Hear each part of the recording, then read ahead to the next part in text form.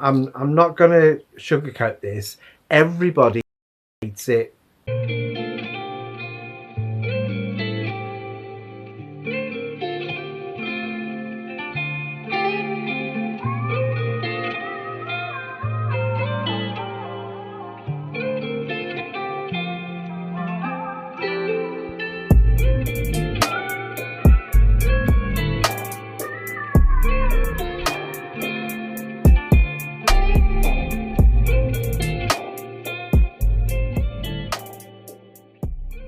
Hello.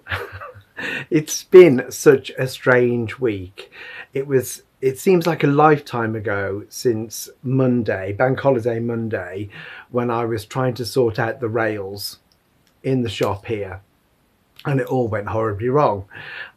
It's taken me a few days actually to put the whole thing back together again, as in the boutique, and arrange things around into some kind of semblance of workable space and a space to come into to shop. Really neglected all my social media.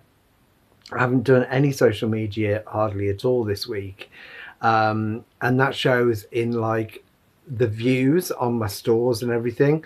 It really does show that if you're not keeping up with keeping yourself in the forefront of people's minds, then the views on the stores go down and down. So I really need to get on top of that. I'm still finishing off some orders that will be going out tomorrow. But even though Monday, Bank Holiday Monday, seems like a lifetime ago, it seems like the week has gone really, really quickly and I haven't really achieved anything. I think because I make and because I design, I always associate work with actually finished, completed pieces of clothing. And I don't accomplish more than one piece in a week that's actually an original design that I'm going to put on the stores or put out there for sale. I don't really feel like I've got anywhere. So all the stuff that goes on in this space and kind of putting time aside to make social media videos, write posts, all that kind of thing, it's all like on the periphery, and it's not actually, it doesn't compute as work, whereas I know it is work because it's all part of my job and what I do. You've got to promote what you're making, otherwise you're not going to sell anything.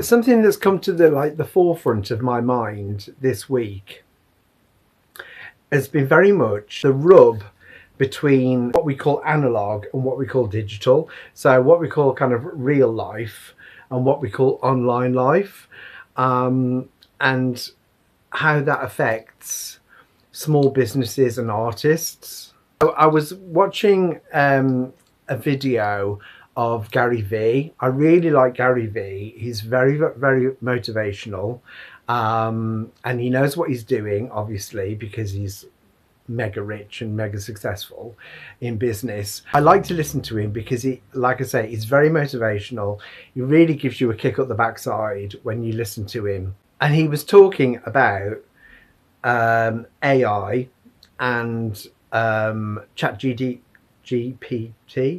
ChatGPT, and all that kind of stuff. It really got me thinking, because I'm meeting more and more business owners who are really walking away, not completely, but kind of distancing themselves a little bit from the digital world. And this isn't just a Gen X thing. This isn't just an age thing. This isn't just kind of like people of my generation who are thinking, well, you know, don't want to deal with that, don't want to research that. don't want to be doing with online and all the rest of it. I'm actually meeting younger people, younger traders, sellers, resellers, artists who really have kind of like modern life fatigue, if that's even a thing.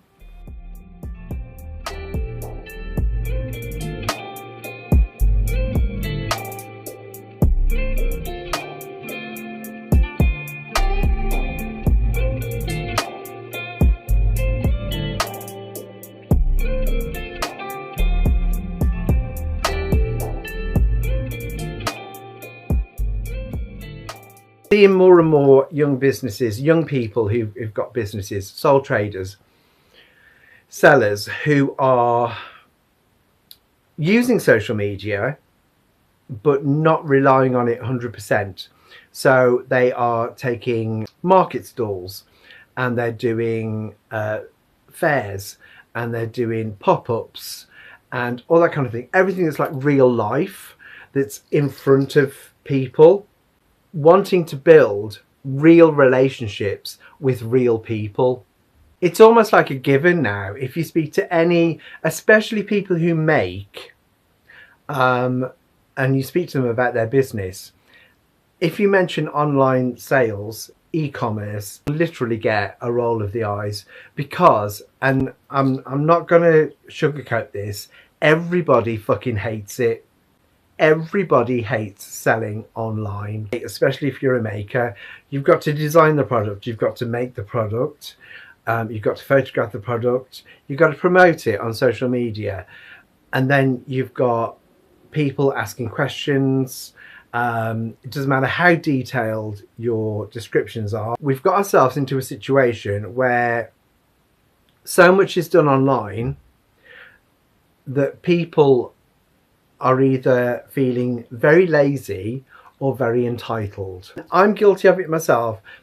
We've become so entitled that we can get exactly what we want, tailored to ourselves, with just the click of a button on our phone. The way that young traders and young businesses are reacting to this, because they're doing it themselves, they see themselves doing it, and they're like, no, I don't want to be part of this. I don't want to be. It just decreases the value of what people are doing because it's just a picture on a screen. We've become so desensitized to discriminating between value and price. It's like the old saying, I can't remember who it was now, who said, we will see the price of everything but the value of nothing. And I think we're there. As I say, I don't think it's an age thing, because I try to keep up with everything as much as I can, tech-wise and online-wise and social media-wise and all that kind of stuff. New ways to do things. I'm also meeting people who are maybe got a little shop or a market stall or whatever, and they never pick their phones up. They don't sell online, they don't promote online, they're in their space. Their ethos, their feeling is, I'm here if you want me. People know where I am. Word of mouth. I'm here if you want me. And that's so refreshing, because you can get so sucked in to this race, and it is a race. How many posts can I put out there this week? How many views do I have? How many clicks do I have? How many clicks on my store? And it's just so time consuming and so brain aching. I personally have a really good community of followers, especially on TikTok, who are really interested in what I do. They're really supportive, really encouraging about what I do. And so many of them either plan to come and meet me or have been to meet me. It's a real kind of testament to how I'm reaching those people, because they come in or they come up to me and they just throw their arms around me, feel like they know me, and that's lovely. That's great. It's also like a bit of a problem for me if somebody's ordering online, until somebody is right in front of me and I can see them, I can see what they would normally wear. I can see their hair color, their eye color, their skin tone. I can see how they move even, because I'm making them garments. And you can't see that behind a screen.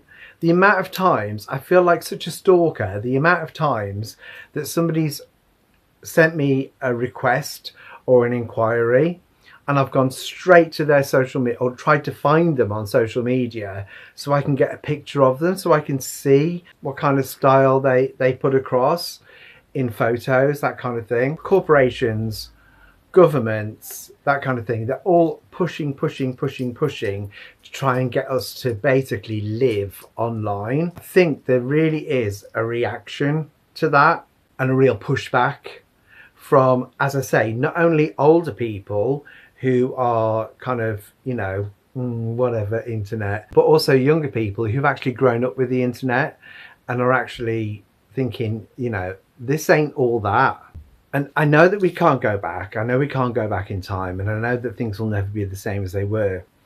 But I just remember a time when I first moved into the city in the 90s, and there were umpteen independent stores, independent fashion stores, where either people were making their own designs or customizing their own designs or selling vintage. It was the very, very early incarnation of vintage shopping. Beautiful little boutiques that were run on a shoestring, word of mouth, in the clubs, in the bars. People would just open their shop, put their A-board outside, people walked in, tried something on and bought it with cash.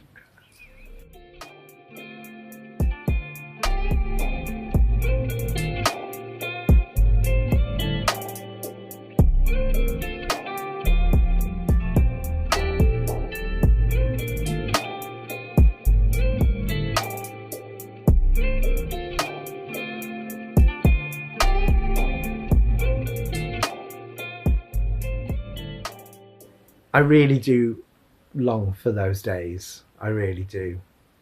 We are where we are, and I'm eternally grateful to all my clients and customers, not only the ones who come see me, but the ones who shop online, because they do chat to me, they do talk to me, we have conversations, they try to describe as best they can what they like, or they'll send me pictures, or I'll send them pictures of pieces that I've made, and it's great. It really is great, and I'm so grateful that I've got to the point after 12 years of still being in business and still having really loyal followers and clients. So let me know in the comments what you think. Is the e-commerce bubble going to burst, or is it going to become less, or is it going to become more? I know that people shop online more for the big things like home appliances, anything to kind of domestic, that kind of thing. Companies like Amazon and, you know, sites like eBay have seen internet shopping go through the roof. Are people actually wanting more real life? Let me know what you think.